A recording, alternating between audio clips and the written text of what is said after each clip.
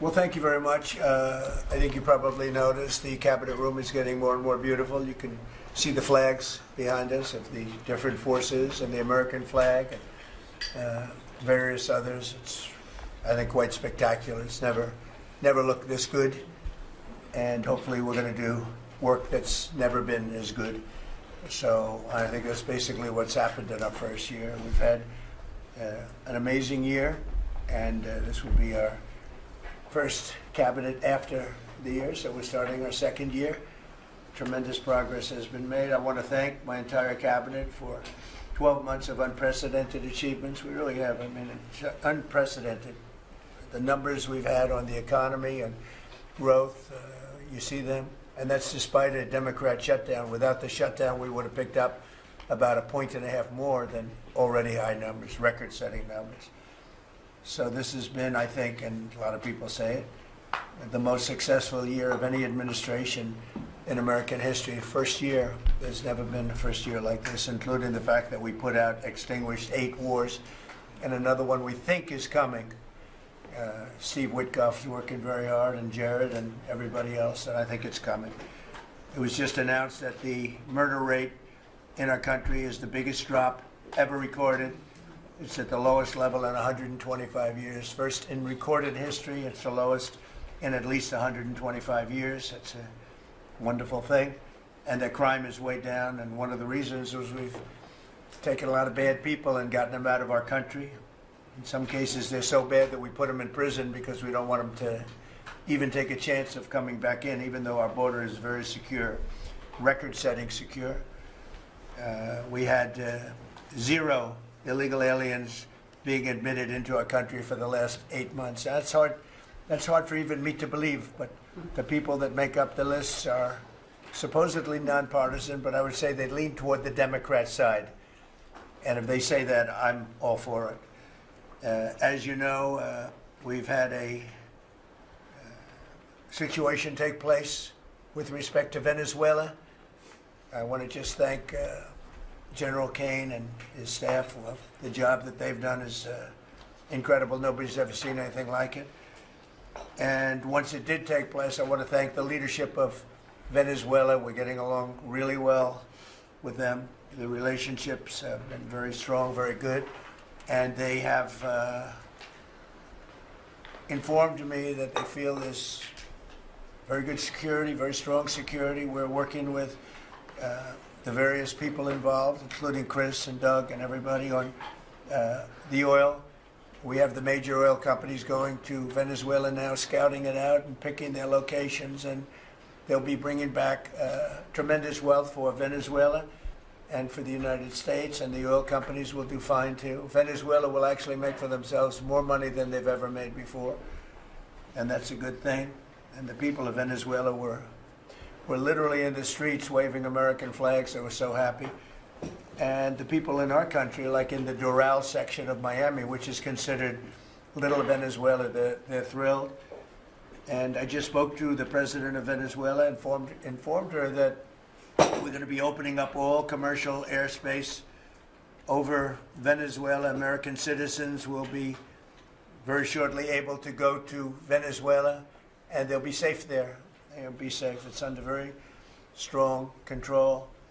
And the people of formerly of Venezuela, some want to go back and some want to go back to visit, and they're going to be able to do that. So I've instructed Sean Duffy and everybody else concerned, including the military, that if you would, by the end of today, I'd like you to have the airspace over Venezuela. Planes can go to Venezuela opened up. Okay? Yes. Thank you very much. And I want to thank all of the people in Venezuela for what what they went through, and I want to thank the leadership for really they're doing a good job. And just as I promised, we've defeated the Biden inflation nightmare and achieved explosive new economic growth.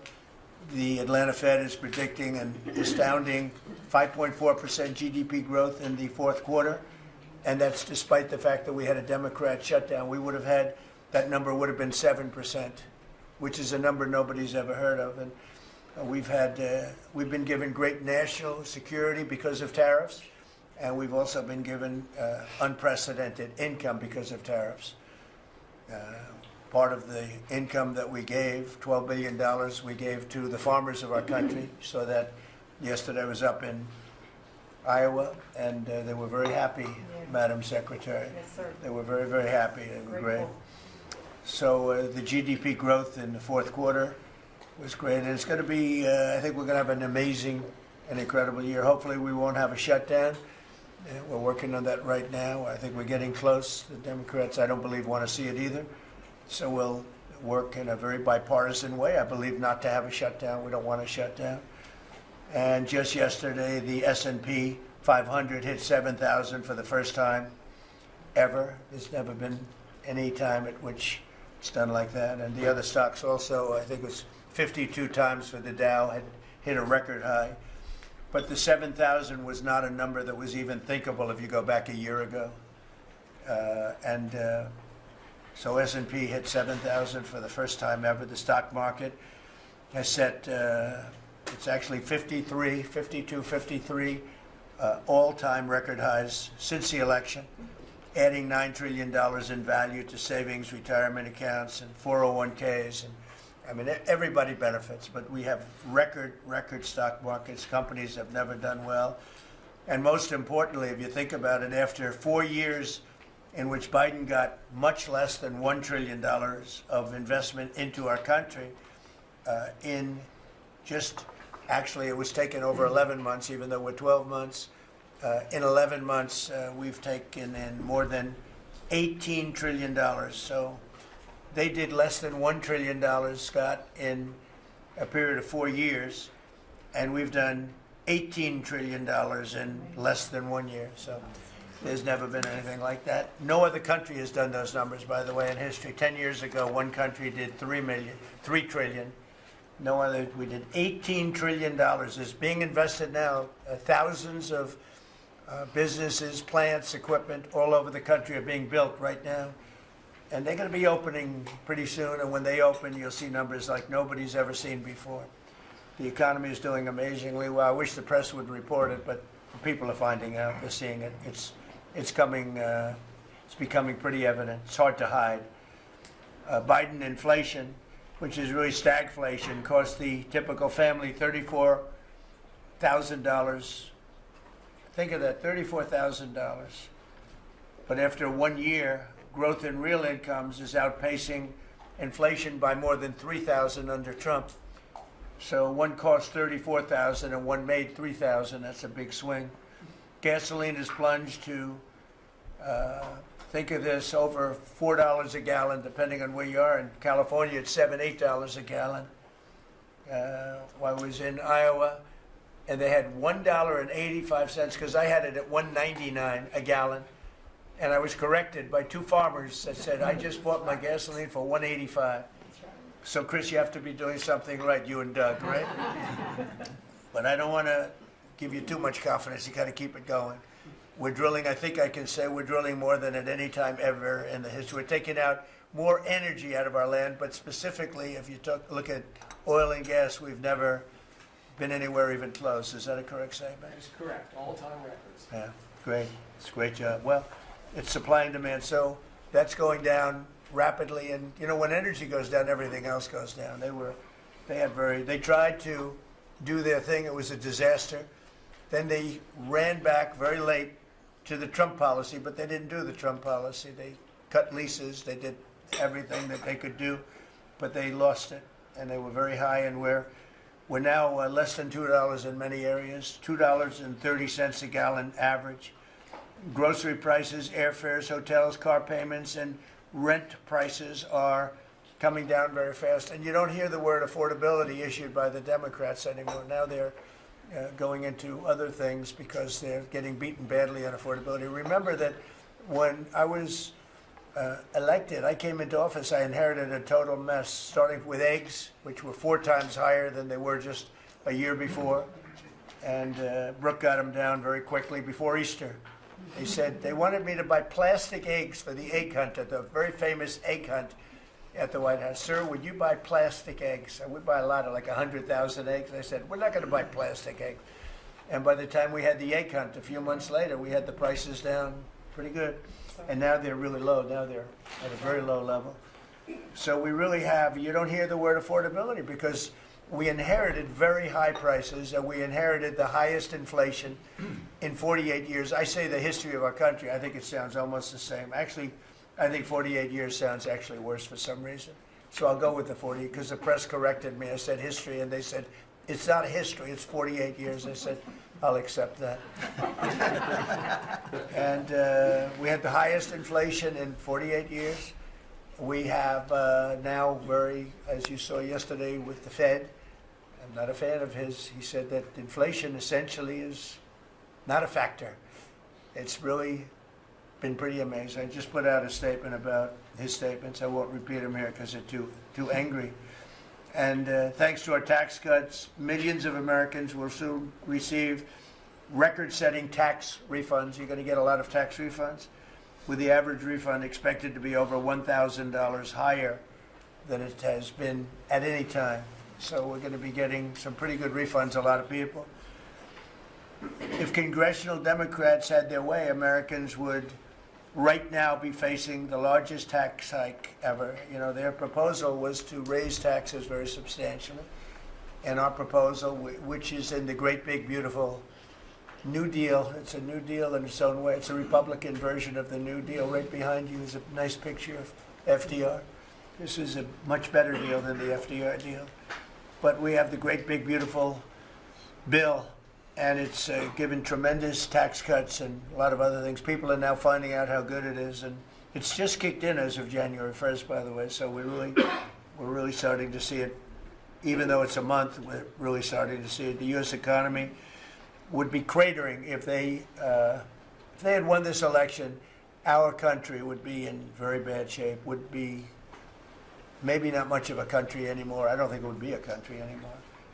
They were doing everything wrong, but they were going to give you the largest tax hike in history, and we're giving you the largest tax cut in history in the great big beautiful bill. In addition, I think it's very good. I think it's very important. You have no tax on overtime, no tax on tips, and no tax on Social Security. But you also have, you're getting this is the first time this ever happened. If you buy a car, you go out and borrow money, you get an interest deduction. You take the interest rate, the interest that you're paying on the loan, you're able to deduct it for income tax purposes.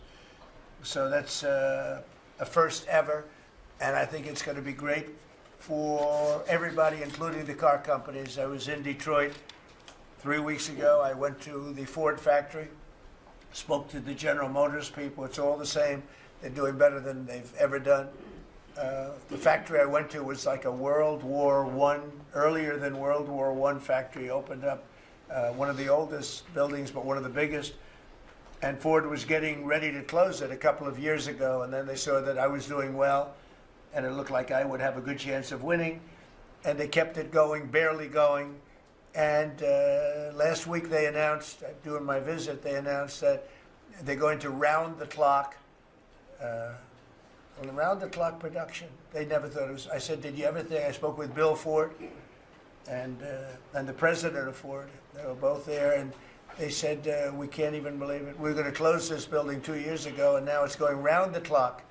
He said, we cannot. I mean, they said, we wish it was twice the size, but they're now building additional plants in the United States, as is everybody else. You have AI building, but the car companies, I love the car companies, and you have them, they're all coming back. They're coming back from Mexico, they're coming back from Canada, they're coming back from Japan, and they're coming back from Germany, all over Europe. They're coming back, they're building here because they want to avoid the tariffs. They don't want to pay the 15%, in some cases 25% tariff. Could be a lot higher than that if it wasn't working. So because of that, they're all coming back. One statistic yesterday that Scott told me is that for the first time ever, tell them about the steel in Japan, that we are now making more steel. Go ahead, please. So yesterday they reported for the first time in 26 years, the United States of America produced more steel than Japan. Wow. And that is entirely driven by your tariffs. Amazing. Think of that.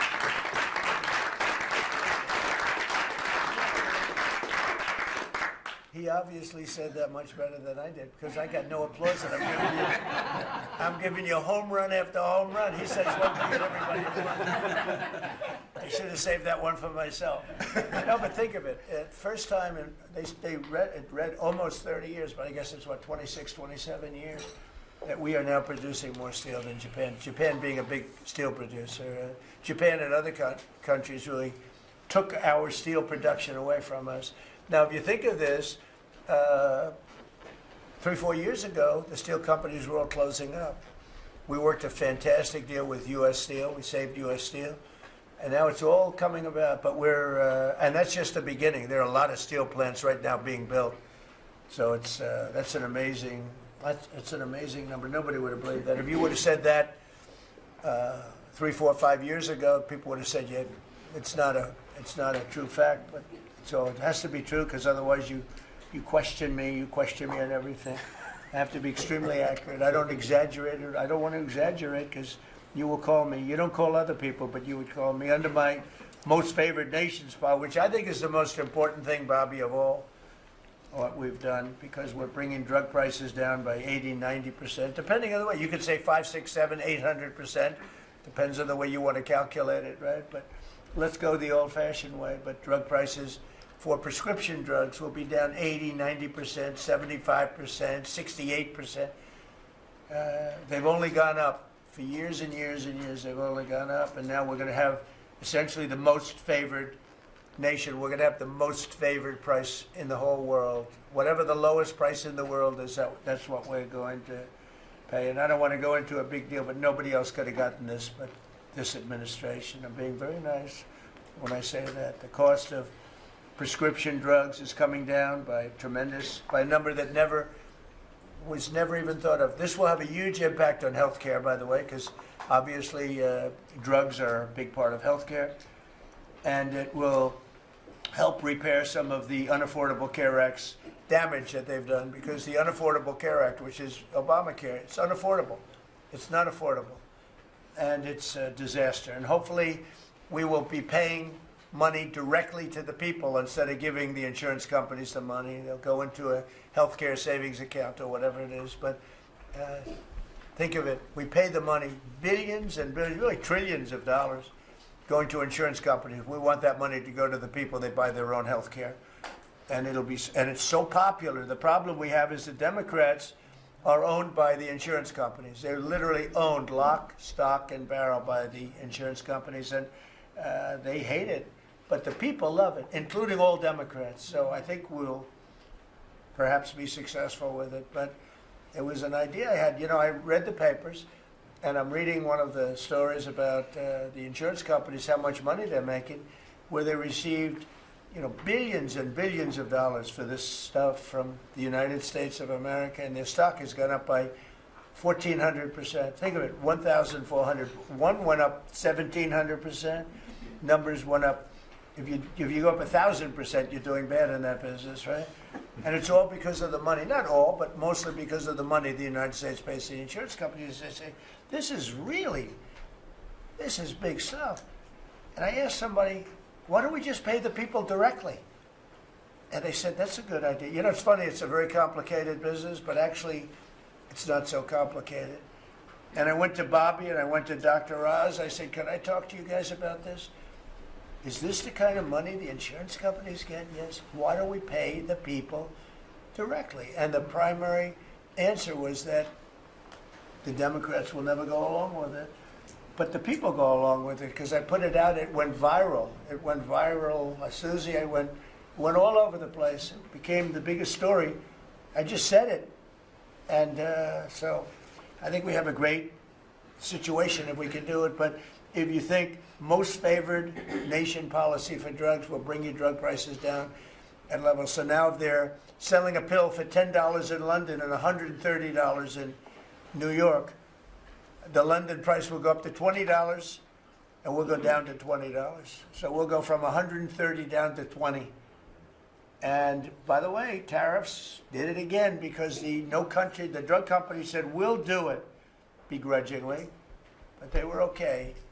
But we'll do it, but no nation's going to approve it because even if you raise the price by, like on a pill, $10 to $20, you're doubling the price of their prescription drugs. I said, no, they'll do it. And when I got them on the phone, I said, if you don't do it, we're going to charge you very substantial tariffs, more money than that's going to cost you. And they said, we'll do it. And before, I don't know that any other president even tried to do it. We can't find it. But if they did try, they wouldn't have gotten through the companies. They wouldn't have gotten through the company, and then they wouldn't have gotten through the country. I spoke with Macron. He was the first one. He was not at that time wearing sunglasses. And he said, no, Donald, I will not do this. I will not. I won't even consider, you're asking me to double the price. I said, you have no choice. You have to do it because you guys have been ripping us off. In other words, the whole world, we've been subsidizing the whole world on drug costs. That's why they were $10 and we'd be at 130. As an example, there were many examples. I could give you examples even worse. He said, no, I will not do that. And I said, yes, you will, 100% you'll do it. He said, no, I won't do that, Donald. You're asking me to double the cost of our prescription. We will not do that. I said, look, you've been ripping us off now for decades. We're not going to do it anymore. You can do it under Biden and Obama and other people. You're not going to do it under us. We won't do it. I said, well, if you don't do it, I'm going to charge you a 25% tariff on all of your wine, champagne, and everything else you sell into the United States. He said, like I said, I will do it. And that was the end of the conversation, right? That was the end of the conversation. So now we have favored nations that everybody said would be impossible to get. And I then had the same conversation with 15 other countries. Every one of them agreed. After a short conference, they all said no. And then within a matter of seconds, they said, we would be very happy to do that. Thank you for asking in such a nice way. And it's a great achievement. I think it's going to be one of the best achievements we've had in this country in a long time. So we're going to be knocking drug prices down at levels never seen before. I want to thank the drug companies because once they agreed, they really did. They felt it was very unfair. One of them told me it's actually a relief to agree because this has been just a rough thing for me, to justify. Because they couldn't justify it. I said, how come in London I can buy something for $10 and in New York I have to pay $130? And they go, well, it's research and development. I said, yeah, but you have research and development from them. Made in the same factory, made in everything. This is where my friend, who's very successful, I told you, a seriously overweight person, he takes the fat pill or the fat shot. And he was in London and he said, costs $87 there, costs $1,300 in New York. What's going on? He called me up. And, I knew that, but he put it in a very blunt way. I've known him a long time. He's a crude individual, but smart as hell, made a lot of money. But he just thought it was sort of ridiculous. He happened to be in London, and he got the shot, Ozempic, I think, or one of them. And I told him it wasn't working. For him, it didn't work. And he brought up a good point. It didn't work. I told him, he knows who I'm talking about. He's going crazy. He begs me not to mention. He's not talking about me, ladies and gentlemen. No, it's not our great vice president. No, but he begs me not to mention his name because he's become very famous without mentioning his name. And he is actually a very well-known business person. But he did make a point. But I knew the point very well. We were always paying far more than any other nation. We were subsidizing the world. Right now, there's no more of that. So we're going to be bringing the drug prices down at numbers never seen before. It's going to have a huge impact, positive impact on healthcare. So with that, we are going to ask a couple of people to say a few words. And we're not going to go through the whole table because the last time we had a press conference, it lasted for 3 hours. And some people said he closed his eyes. Look, it got pretty boring. In all fairness, I love these people. But there's a lot of people. It was a little bit on the boring side. But I didn't sleep. I just closed them because I wanted to get the hell out of here. Some of them, I didn't sleep, by the way. I don't sleep much, let me tell you. But, it's funny. Some of them got me in a blink. When you go like, and they took me as at the closed segment of my cycle. And they said he's sleeping. And besides that, Marco, between these two guys, if I was sleeping, they'd be waking me up very fast. They'd be knocking me, come on, you gotta wake up, boss. But no, we've had great meetings. Look, we're the most transparent presidency by far, and I love going around the room, but we're gonna pick a few people. I think I would like to ask Steve if he could just give us a brief description of how well we're doing in the Middle East, because we have peace in the Middle East now. There's a couple of little minor flames that we put out very easily. And very importantly, we got our last hostage back, which is incredible. Unfortunately, this was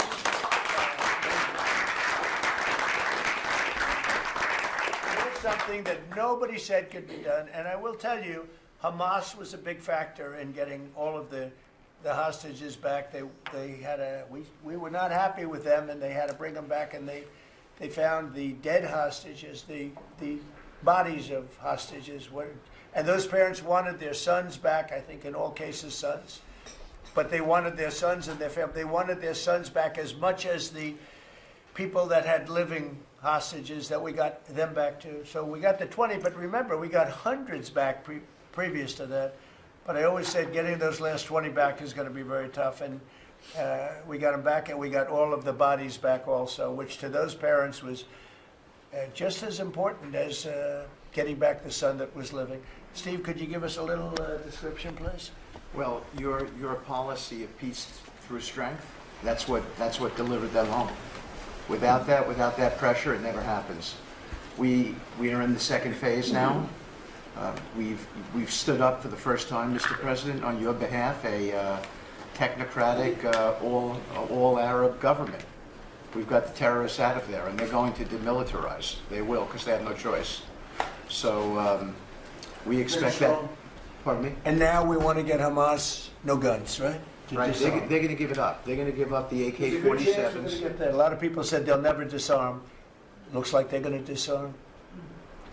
And they did help us with those bodies, getting them back. And that family is so grateful to you. They called. I spoke to them. Jared spoke to them. You know, it's an amazing story. He broke his shoulder, but he went out there because he didn't want his friends to fight alone. He would be alive today, but for that. He had no reason to go out with a broken shoulder, and he went out and fought them courageously. And died. That's right. This is a great story, and the parents are great. They were the only ones who didn't, they came back pretty rapidly, actually, considering. And we had get some back initially with the initial group. After that, we had to get a lot. That's a tough job. That's a nasty job, too. Who would want that one? That's a nasty job. And between Israel and Hamas working together, if you can believe it, they got them back. And we got the last one back yesterday, and the parents are so happy. It's amazing, actually, how... We sent a message to the parents on your behalf, as you suggested, and they were so grateful. I guess grateful to me is a much better word, because it's hard to be happy, but they were, actually. I mean, they couldn't believe that they had their baby boy. The mother said, my baby boy back. It's a very terrible thing. Steve, Russia, Ukraine, we're making a lot of progress. Could you explain that? The Ukrainians actually said that we've made more progress since Geneva than they've seen in the last 4 years of that conflict. So we had 5 Russian generals last Sunday in Abu Dhabi with Jared and Dan Driscoll, and we think we made a lot of progress. The talks will continue in about a week, but lots of good things happening between the counterparties discussing the land deal. They're talking together. We have a security protocol agreement that's largely finished, a prosperity agreement that's largely finished, and I think the people of Ukraine are now hopeful and expectant that we're going to deliver a peace deal sometime soon. And because of the cold, extreme cold, they have the same that we do. I personally asked President Putin not to fire on Kiev and the cities and towns for a week during this. It's extraordinary. It's not just like cold, it's extraordinary cold, record-setting cold. Over there too, they're having the same. It's a big pile of bad weather, the worst. But it was they said they've never experienced cold like that. And I personally asked President Putin not to fire into Kiev and the various towns for a week. and he agreed to do that. And I have to tell you, it was very nice. A lot of people said, don't waste the call, you're not going to get that. And he did it, and we're very happy that they did it. That's correct. Because on top of everything else, that's not what they need, is missiles coming into their towns and cities. So I just thought I should say it. I thought it was a very good thing. And Ukraine was, almost they didn't believe it, but they were very happy about it because they are struggling badly. I They're think it struggling. shows, Mr. President, how you provide an overarching sort of presence in these negotiations. The Ukrainians never thought it could happen. The Russians are doing things maybe that people wouldn't give them the credit for doing, and I think it always comes down to your indomitable spirit. Well, it was a good thing. You know, if you think it's cold over here, they say in Ukraine you can add another 20% to it. It was very cold place anyway, but this was, they see numbers that were so, they'd never seen numbers like that, cold numbers like that. So it was, I thought I should mention it. Could I ask Scott Bassett, we have so many things happening, could I ask you to maybe say a few words, please? Yes, sir. So the One Big Beautiful Bill that was passed on July 4th last year, we're starting to see the effects kick in. You mentioned the great economy. One of the things in the One Big Beautiful Bill, Mr. President, it was an honor to host you, and as you said, the best rapper in the world, Nicki Minaj, at yesterday's Trump Accounts Summit. We've now had 1 million people sign up for Trump accounts just this week. We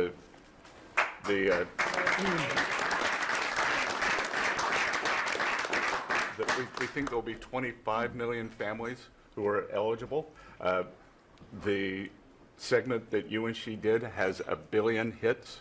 1 billion hits on the internet. So we're telling everyone, go fill out form 4547, trumpaccount.gov. So thanks to you, the Trump accounts, the next generation's America will benefit from today's record-breaking economy, record-breaking markets. Sir, when we came in, the Biden administration had destroyed the American people with the 3 I's: immigration, inflation, and interest rates. Immigration, check, you close the border. The inflation, as we've heard, back down to target. Prices are coming down. And interest rates, we hope there's more on the way. We've got gains in wages, low prices, and I think 2026 is going to be the year for the Trump boom. It's going to be a supply side boom. I enjoyed the trip out to Iowa. In the diner, the staff there was thanking you for the no tax on tips, and they're expecting big refunds. From that, we saw the CEO of John Deere, who said, thanks to your tariffs, new plants in Indiana and North Carolina coming. 2 massive plants being built by John Deere. And he's the chairman and CEO, wonderful guy. And I said he was at the event we had in Iowa, which is appropriate, John Deere, Iowa. But I said to him, so what are you doing? He said, we just announced 2 massive plants. In fact, they're going to have 1 plant for excavators. And he said, there hasn't been an excavator built in this country in 50 years or something. He said they're taking it out of Japan and they're moving it into the United States. 2 very big plants. And I said, so why are you doing it? He said, because of you and because of tariffs. I said, if we didn't have tariffs, would you be doing it? He said, absolutely not. So it's very important, and I hope we're going to be successful with the Supreme Court case, because we're waiting, and we're taking in hundreds of billions of dollars, and we don't want to give it back, number one. And number two, and you know, the people that are fighting us on that case, by the way, are China-centric. These are people that are for China, but they're also outside of the United States. These are countries that have ripped us off for years and years, charging us tariffs. And now we're doing an amazing job, and we're getting it back. We're getting it all back and then some. And they're the ones that are leading that lawsuit that we have in front of the United States Supreme Court. So it's a very important lawsuit for our country. And hopefully it's going to work out. We're waiting a long time, but hopefully it's going to work out. We've taken in hundreds of billions, even trillions of dollars, and certainly we've taken in trillions of dollars of, you know, a big part of that $18 trillion that's coming in is because of tariffs that are coming in. They're building because they don't want to pay the tariff, and The tariffs are very, steep. They could be much steeper. You probably saw I put out a truth today, and the tariffs could be much steeper. We've been actually very nice about it. But even being nice about it, we've taken in hundreds of billions of dollars, and honestly, they've given us tremendous national security. The power that we have because of that, they have given us tremendous strength and national security. Go ahead, Scott. Yes, sir. And the IEPA power you used on the tariffs, as you said, we're bringing in tens of trillions of investments. The tens of trillions of investments turns into factories construction, which turns into factory jobs, which turns into consumer spending. You've right-sized the government, so government employment is down. Private sector is up. Growth was a stunning 4.7, 4.8% in the past 2 quarters. Biggest back-to-back gains in a decade. And we are doing that with government finances improving. So that will bring down the borrowing costs, the calendar year budget for 2024, 7% deficit to GDP, highest when we weren't at war, not in a recession, all the way down to 5.4% and getting better. Biggest decline since 2014. Generational gains in productivity, soaring productivity. We're going to lift workers' pay, record high prices, record high profits, and stock prices are soaring. You got a manufacturing renaissance, and all the key inflation metrics are trending lower.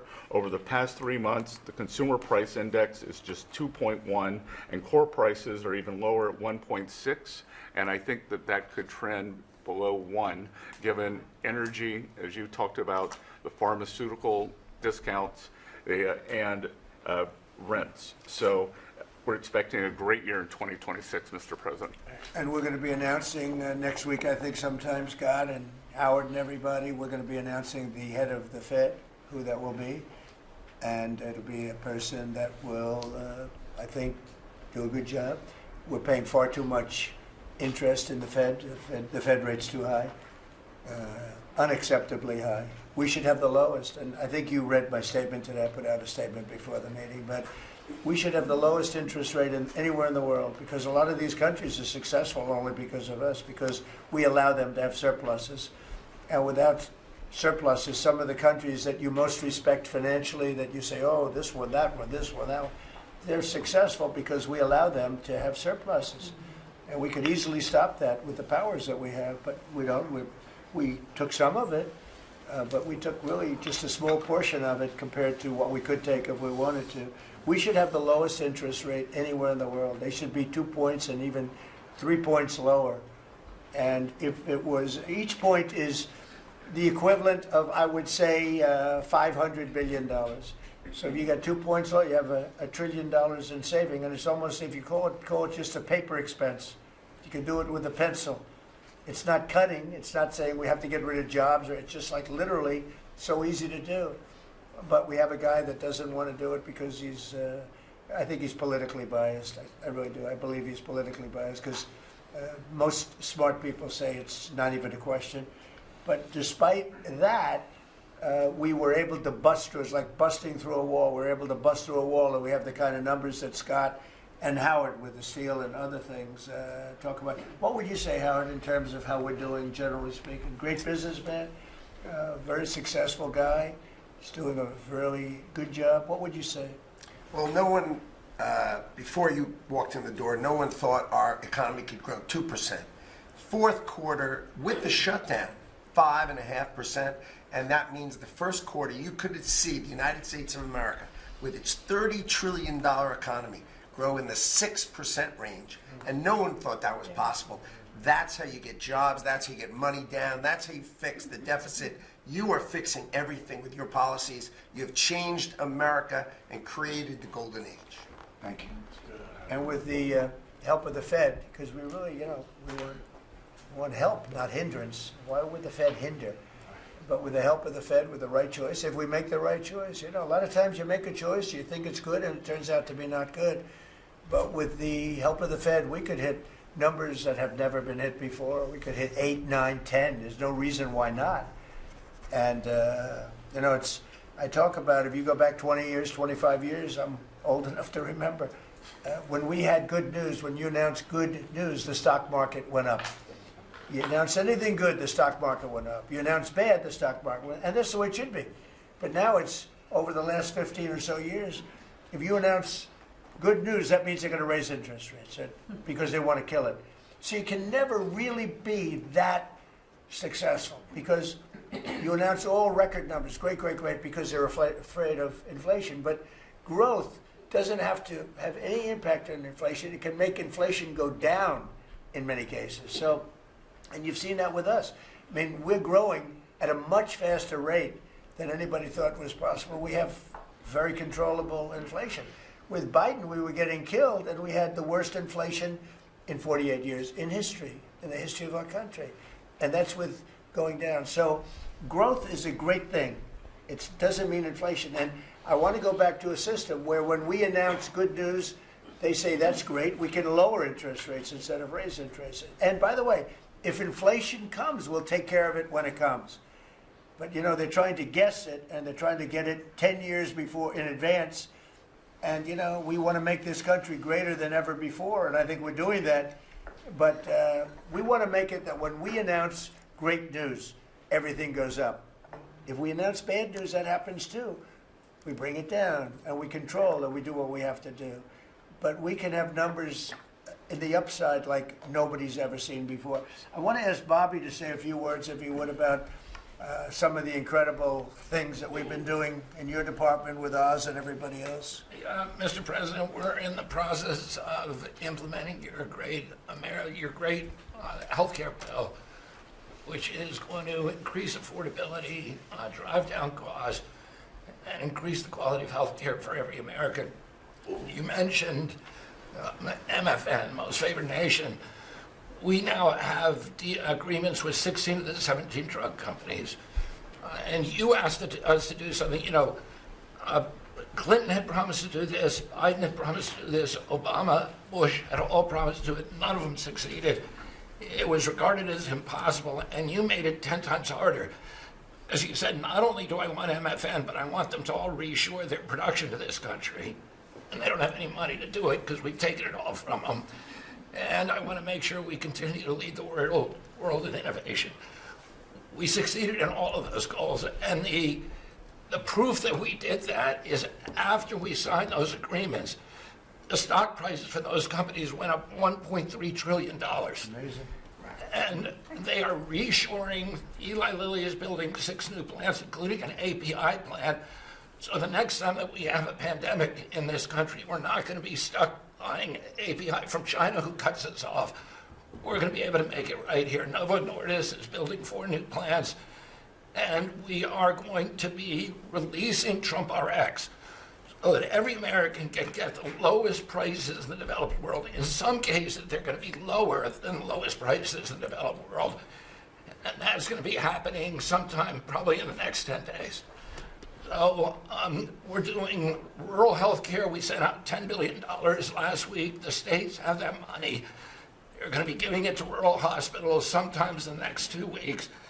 And we're going to revolutionize rural health care in this country. You are raising the influx of federal dollars to rural health care by 30% over the next 5 years. So 30% every year, more dollars, federal dollars, are going to be flowing to them. It's going to allow them to rebuild their decaying infrastructure, to retain providers, and also to revolutionize the use of AI and other technologies, which is going to dramatically lower the prices for rural Americans and raise the quality of their health care. Brooke and I released the dietary guidelines, which have been received incredible acclamation from both sides of the aisle. We are going to change the food culture in this country. Brooke gives away $405 million a day to buy food for Americans. And the WIC program, the Head Start program, SNAP, school lunches, the VA, and the military, they're now going to be getting real food for the first time. And Brooke came up with the ingenious idea of requiring every store in this country that accepts food stamps to double the amount of real food that they're selling. And this is going to drive changes in the market. And it's going to lower the cost of meats, of proteins, of whole grains, of fruits and vegetables so that every American will have in their reach an affordable meal that actually is real food. 70% of American kids now are, 70% of the diet of American kids is now ultra-processed foods. That's why we're spending $5 trillion in treating chronic disease in this country every year. We are attacking fraud. We have Oz finding hundreds of billions of dollars of Medicaid, Medicare fraud in states like Minnesota and California, and we are clawing back that money. We also accomplished something that every American has promised, which is prior authorization. Now we have 80% of the insurance industry that has agreed to eliminate prior authorization in almost all of their procedures. So that this is going to dramatically change the experience of every American with the healthcare system. When you go to your doctor at your point of care, before you leave that office, you will know whether the insurance company is going to pay for the procedure or not. And that is going to, as I said, change the experience. We're also doing price transparency, which you asked during your first term. It never got implemented because the Biden administration never enforced it. We brought more enforcement actions against hospitals than in this 1 year, and the Biden administration brought in 4 years, and we're doing a crackdown so that every American, when you go to a restaurant, you look at the prices before you buy the meal. You ought to be able to do that when you go to a hospital, and by the time that we leave office, every American is going to have that guarantee. We're doing a lot of other stuff, but we were told to keep it short. So. And the autism that's moving along, really, is that We've commissioned now dozens of studies, maybe over 100, and we are going to get those done for you. good. That's so important. Also, Eli Lilly, Merck, Pfizer, every drug company, they're spending trillions of dollars right now, as we speak, building plants in the United States because they want to be able to save a lot of money on tariffs. It'll be hundreds of percent, 100%, 200%, 300% in 2 or 3 years from now. So I said, you better have your plant built because in 2 years from now, before I leave office, it'll be a sad day. Very sad day for me. But before I leave, every one of these plants better be built because you're going to be paying 300% tariffs. And they're all building their little hearts out. I spoke with the head of Eli Lilly, who's a fantastic guy, a star, actually. He's a star, very smart. And he told me he's building 6 plants in the United States, big ones, in locations that I know very well, but all over the country. Merck is building, and Pfizer's building, and every one of them's building, and foreign companies are building. So it's an amazing thing that's happening, and you're doing a fantastic job. I read an article today where they think Bobby is going to be really great for the Republican Party in the midterms. So I have to be very careful that Bobby likes us. But we're letting you do your job, right? Thank you, Mr. President. Thank you. And you're doing a great job, you and Oz and the whole group. They're doing a... I'll add this, and Marty McCary has done an incredible job at FDA. That's true. Last month, we approved more gene and cell therapies than any time in history. And we're making this a safe and productive and encouraging ecosystem for biotech so that China does not steal that industry from us. Fantastic. I'm going to ask Scott Turner to speak really quickly about housing because, in my opinion, I have very strong opinions on housing. That's what I did for a long time. I did good with it. But, you know, we got to get interest rates down even lower. They are now pretty low, but we got to get them lower. And I'm a big factor, to me, the biggest factor is interest rates for housing. Only in that, you know, you have a lot of people that have become wealthy in the last year because their house value has gone up. And, you know, when you get the housing, when you make it too easy and too cheap to buy houses, those values come down. I don't want those values to come down. We have millions of people that own houses, and for the first time in their life, they're wealthy because their house is worth $500,000 or $600,000 or more or less, but more money than it's ever been worth before. I don't want to do anything to knock that down, and so I want to be very careful with this. You know, you make housing I can turn on housing immediately, but you make it too easy and you're going to knock the value down of people that own houses. I want to, for those people, those millions of people that own houses, we're going to drive those values up. But we're also going to try making it easier for people to buy. The best thing that can happen for both groups of people is lower interest rates. And those interest rates are coming down. And with a proper, intelligent person at the Fed, that person will be able to work with us to get interest rates down. That covers all of the sins. It covers everything. Lower interest rates keeps the values up for the people that have housing and lets other people buy housing. And Scott, if you could just expand quickly on that. Yes, sir. You did allude to when we first came in, sir, you know, our fiscal house in America was a mess. But because of your economic policies, the economy is thriving.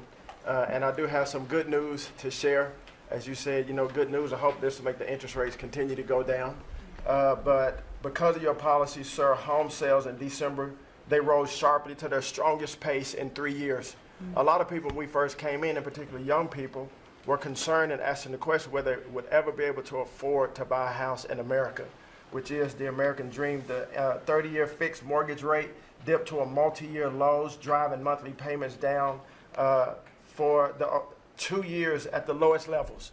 So more people can get a mortgage now, more families can be able to afford to get a home and achieve the American dream. At HUD last year, we helped and supported over 1 million people through FHA and Ginnie Mae to be able to buy a home. 500,000 of those were first-time home buyers, and hundreds of thousands of our veterans we supported. And so that's good news that millions of people in our country are now beginning to buy homes. We also, sir, saw that you are, and we're working with you, making bold action to ban institutional investors from buying single-family homes. Those homes are for the American people. So, sir, thank you for your leadership on that. Also working with Director Pulte over at FHFA to buy $200 billion worth of mortgage-backed securities, driving down even more the cost to get a home. And so we're grateful for those actions. Also, the One Big Beautiful Bill has been tremendous, making the low-income tax credit increase, working with Secretary Bessent at Treasury to produce more projects and more homes in America. And the One Big Beautiful Bill also made our beloved opportunity zones permanent. And the media doesn't talk about opportunity zones very much, but I'll do it today because I know that they have been transformative in our country. Over 1 million people lifted out of poverty, sir, in opportunity zones, 300,000 new units of housing in opportunity zones, and a 3.4 increase in the value of houses. By the way, we have to give him credit. Senator, he's a great guy. Tim Scott came to see me, first administration, first term, and he had this idea for opportunity zones. And he gave me the idea. We did it. We implemented it. It's one of the most successful programs in the history of our country, and nobody talks about it. The press doesn't talk about it, but I want to just tell you, Tim Scott, Senator, South Carolina, did a great job, right? Did a wonderful job, yes, sir. Did a good job. He's a good man. Yes, sir. And so those have been made permanent now. Will help millions of Americans to be able to afford to buy homes. Also, the One Big Beautiful Bill has been allowing HUD to make sure, working with the Department of Homeland Security, that every person that lives in HUD-funded housing is an American citizen. A blind eye has been turned prior to us being here to people living in HUD-funded housing, but no more. We're going to take account and transparency to make sure. And so there's a lot of crime that goes on in public housing, but we're coming after the criminals and making sure that everybody in there is an American citizen. So thank you for your support. We are now have taken possession of our new building in Alexandria, and we're going to save the American taxpayers hundreds of millions of dollars. So, sir, thank you for your support and your leadership. Good job. Thank you, Scott. Great job. Appreciate it. One of the things Scott said, though, is, again, existing housing, people that own their homes, we're going to keep them wealthy. We're going to keep those prices up. We're not going to destroy the value of their homes so that somebody that didn't work very hard can buy a home. We're going to make it easier to buy. We're going to get interest rates down. But I want to protect the people that for the first time in their lives feel good about themselves. They feel like they've, that they're wealthy people. And I want them to understand it. There's so much talk about, we're going to drive housing prices down. I don't want to drive housing prices down. I want to drive housing prices up for people that own their homes. And they can be assured that's what's going to happen. Chris, could you say a few words about energy, please? You bet, Mr. President. I can say with confidence that your energy dominance agenda is firing on all cylinders. United States oil production today is greater than Saudi Arabia and Russia combined, the number 2 and number 3 producers. Our natural gas production today is greater than Russia, China, and Iran combined, the 2nd, 3rd, and 4th largest natural gas producers. Huge production in the United States. Secretary Burgum at the Interior Department has taken in more money on oil and gas lease sales in the first year of this administration than the entire 4 years of the Biden administration. And beyond oil and gas, 6 new coal leases under this first year of this administration from the Interior Department, and coal production is growing again in the United States after years of decline. And this beautiful clean coal was the MVP of the huge cold snap we're in right now. I can say with some confidence, hundreds of American lives have been saved because of your leaning in and stopping the killing of coal and revitalizing coal. Coal, over the last few days, where we're at peak demand in electricity, has delivered 20 times more electricity than solar and batteries. Think about that, 20 times more. An industry Because coal doesn't mind very cold weather, right?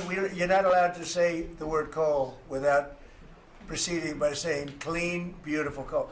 Clean, beautiful coal. It's not affected by bad weather. Rain, snow, sleet, freezing cold. How does it react under freezing cold weather? it steps up and delivers big time. In fact, what coal did during this storm was deliver massively more electricity than it was delivering a month ago, because we needed far more electricity. Who can step up? The windmills, by the way, are all frozen. You know that they don't turn. The windmills aren't turning. The windmills that these fools paid for.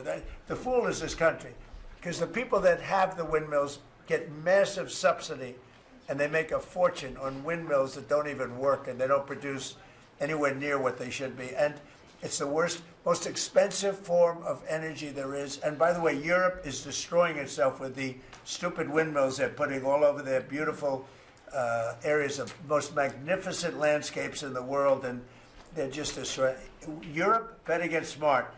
Between immigration and energy, they're destroying. It's not recognizable. They've got to smarten up before it's too late. Please go ahead. Yeah, in New England, with somewhat European energy policies, at peak demand time, very cold in New England, wind, solar, and batteries that you were just speaking of delivered less than 3% of the electricity needed at peak demand time, and that's when it matters.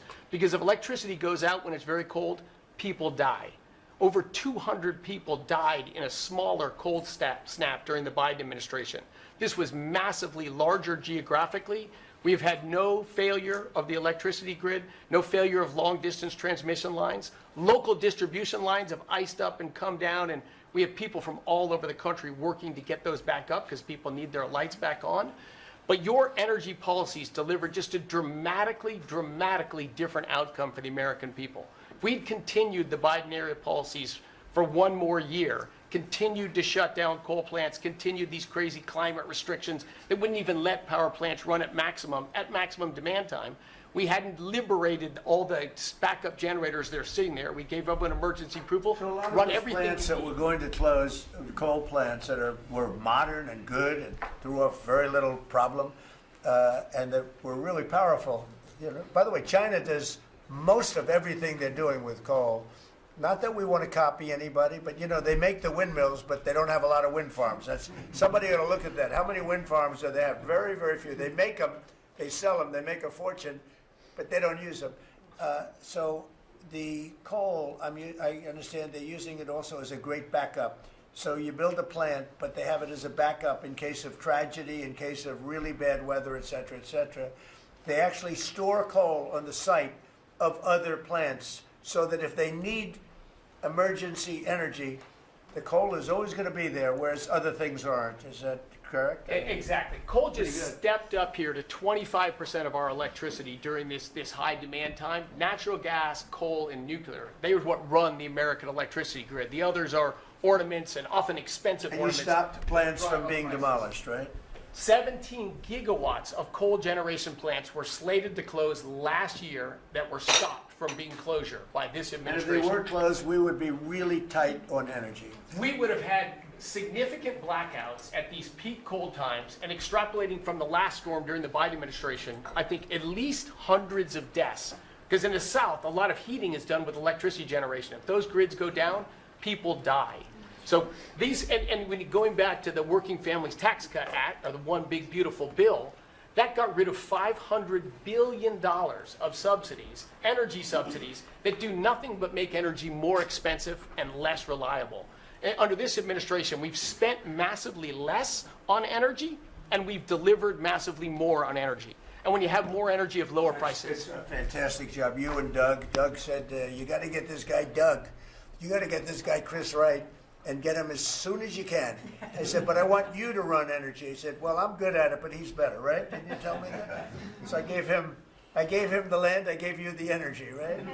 And it's a great combination. I mean, they literally have, I said, maybe we'll merge it in some way. They said, we don't have to. We get along. They work together, right, with the land.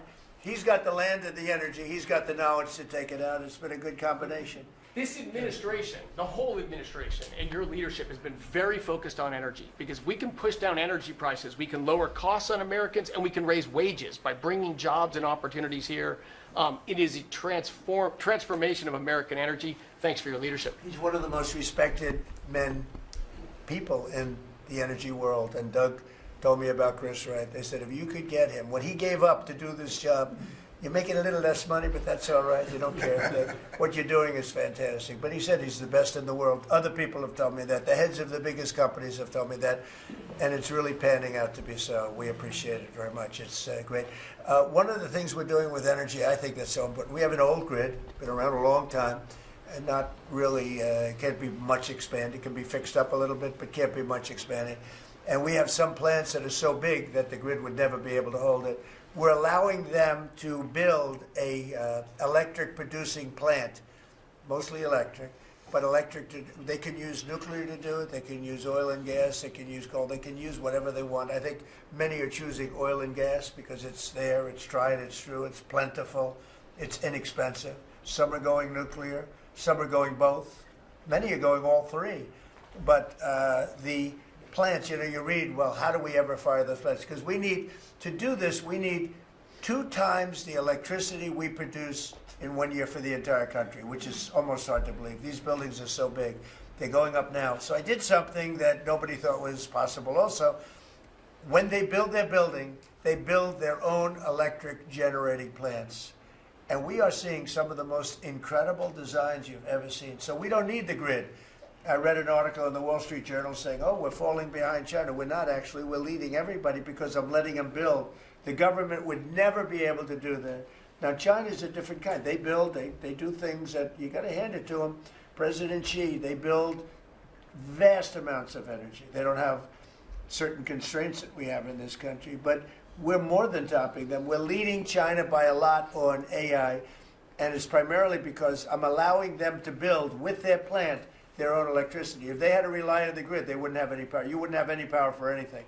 And they're building the electricity. And one of the reasons I'm able to do that is we have a very capable man in the room named Lee Zeldin. He may be in the room someplace. Is it his normal place? He's there. He's always there.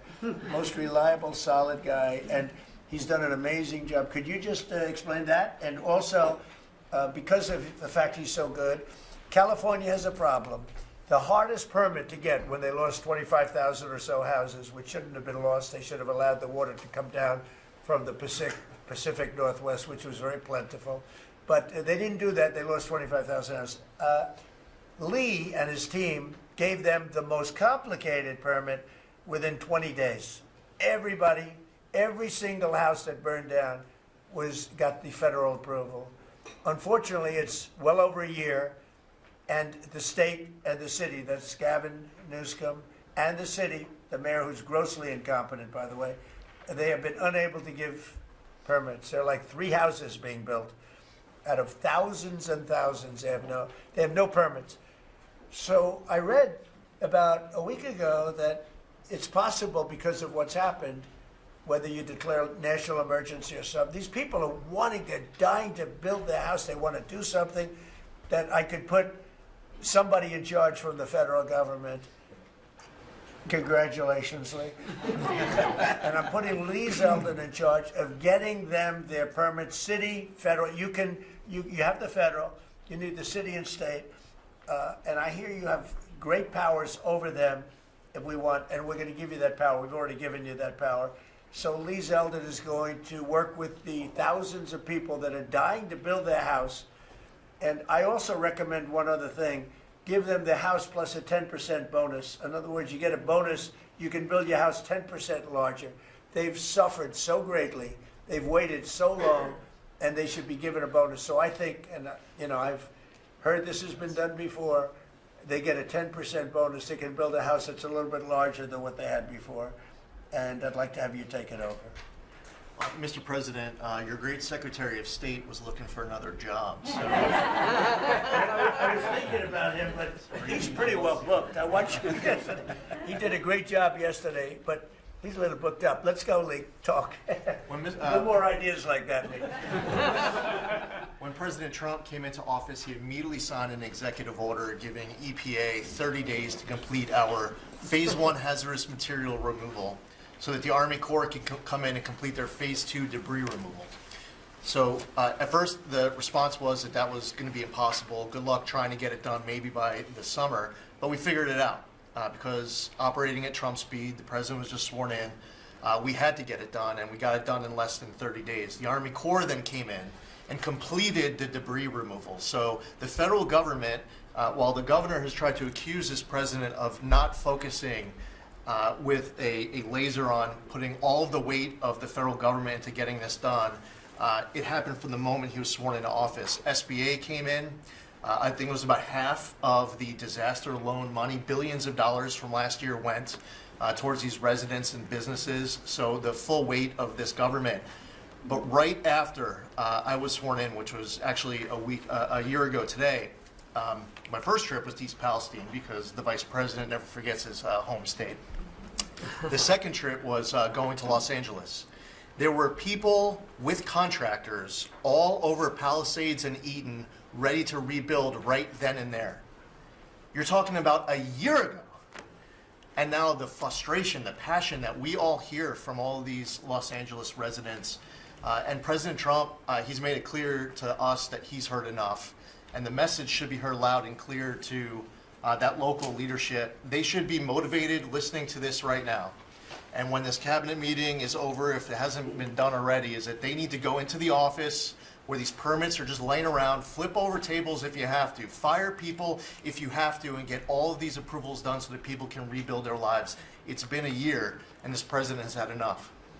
So whatever you can do, that's going to be very important. And it's so sad, those people, we were there a few days after the fire, you were there with me, we're walking down the streets, the people are devastated. The love that they had for that property was, everybody was going to rebuild, and they thought they could do it immediately. They should have, we gave it to them so quickly, but they can't get their permits, they still can't build.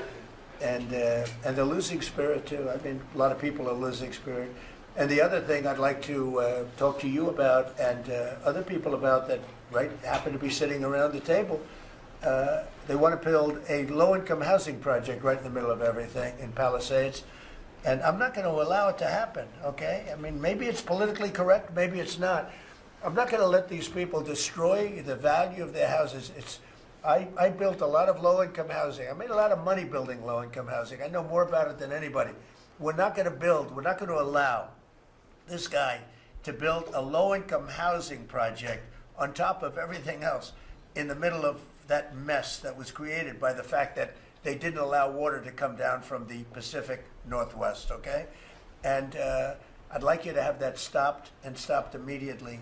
No financing. That might be you, Scott, because they'll come to you for financing.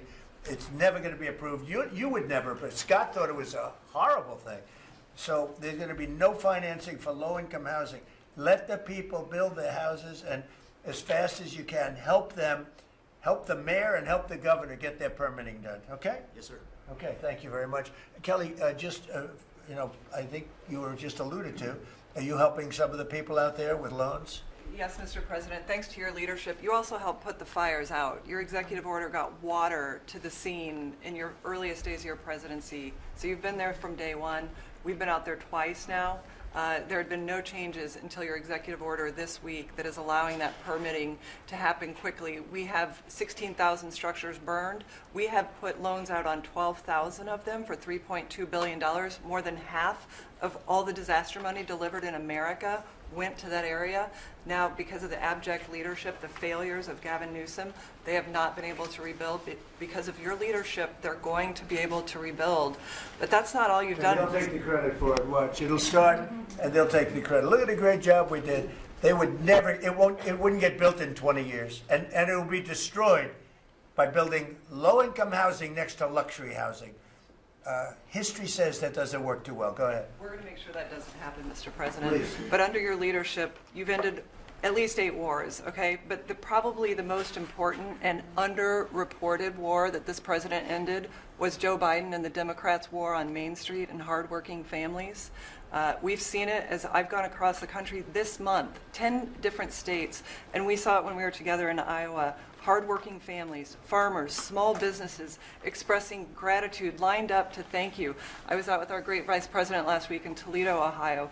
They are thanking this administration for getting Main Street back. The Trump tax cuts, the tariffs, deregulation, it's all rocket fuel for hardworking families in Main Streets. And I see it whether it's talking about small business expensing, 100% accelerated from Made in America factories, the 20% pass-through, but it's also working families where they have expanded child tax credits, increased standard deductions, permanent low-income tax rates, health savings accounts, Trump accounts.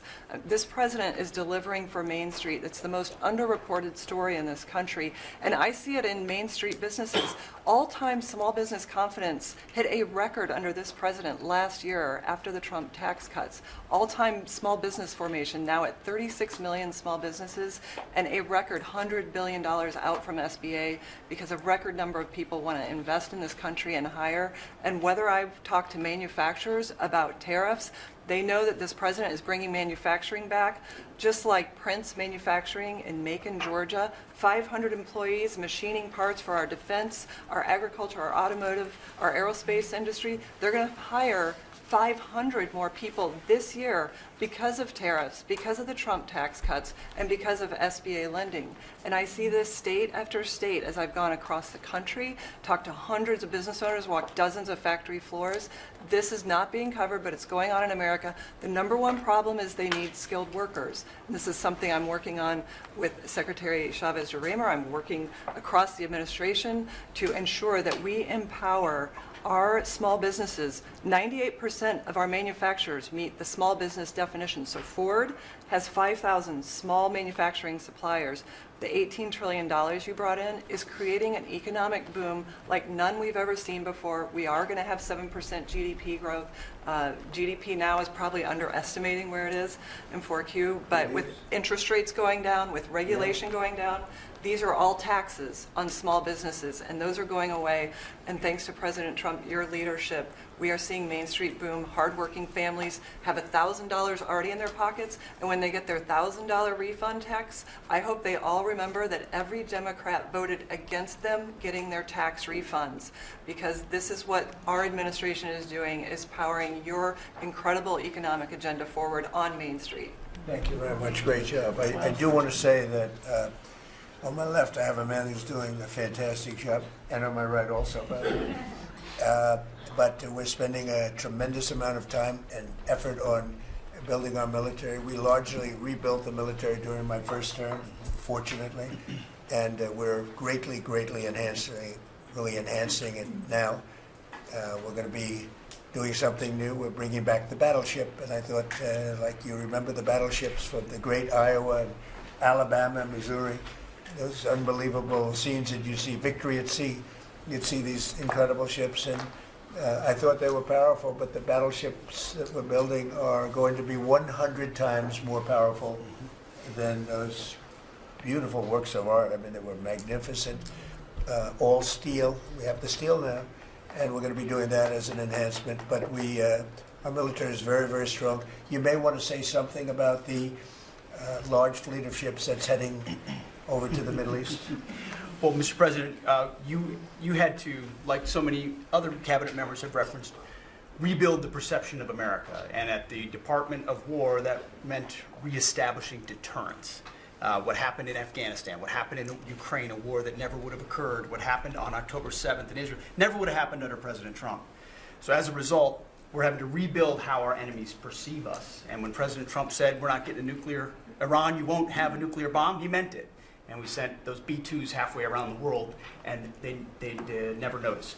When he said, we're not going to tolerate trafficking drugs anymore in our hemisphere, we treat them like the Al-Qaeda of the Western Hemisphere, he meant it, and we're executing that. When you said, Mr. President, we're securing the border, the military was proud to do their part alongside Homeland Security to do that. Same thing with Iran right now, ensuring that they have all the options to make a deal. They should not pursue nuclear capabilities. We will be prepared to deliver whatever this president expects of the War Department, just like we did this month. No other military in the world could have executed the most sophisticated, powerful raid, not just in American history, I would say in world history. What those men did going downtown, another country, the most secure place in the most secure base in the middle of the night, without anybody knowing until those simultaneous bombs dropped 3 minutes before the helicopters dropped. No other country could coordinate that. No other president would have been willing to empower those warriors that way to be that effective. And that sends a message to every capital around the world that when President Trump speaks, he means business, and we are reestablishing deterrence at the War Department, Mr. President. Thank you. Great job you're doing. Just to finish up on that, the Somalian pirates over the years have pirated, stolen many ships. They would get large amounts of money for the ship. You know, you have $1 billion ship, and the insurance companies didn't want to fight because, you know, some of those ships are very flammable. They're carrying millions of barrels of oil. Very flammable, very dangerous situation if they're shot at. So they wouldn't fight. We notified them a number of months ago. Anybody that does that gets the same treatment as a drug dealer sending their drugs in from Venezuela or anybody else. As you know, it's 97% down by water. So the drugs coming in by sea or by water is down 97%. Now we're also starting.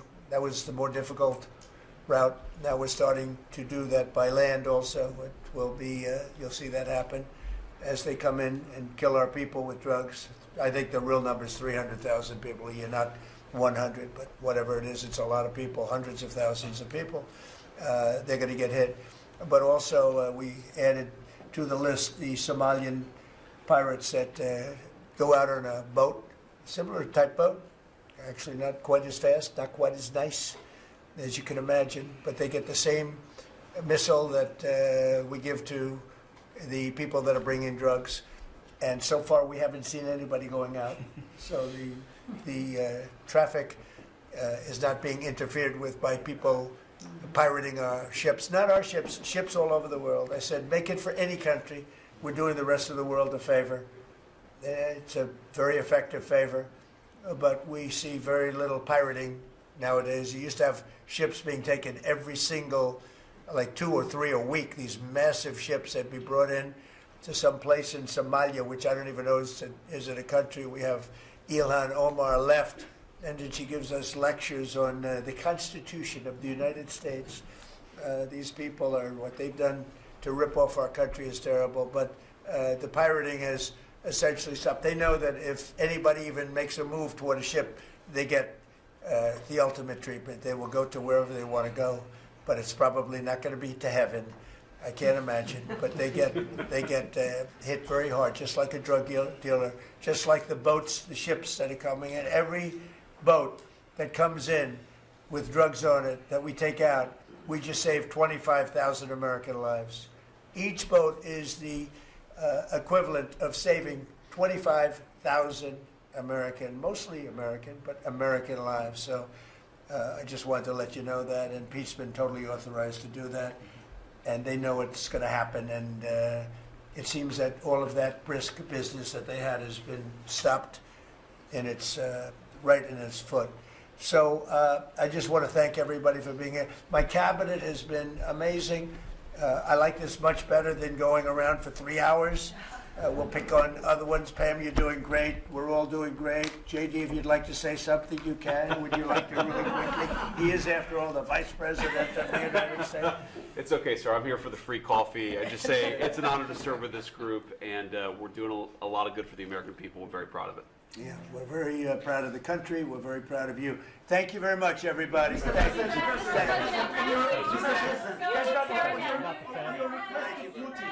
Mr. President, why not take questions? Mr. President, one question.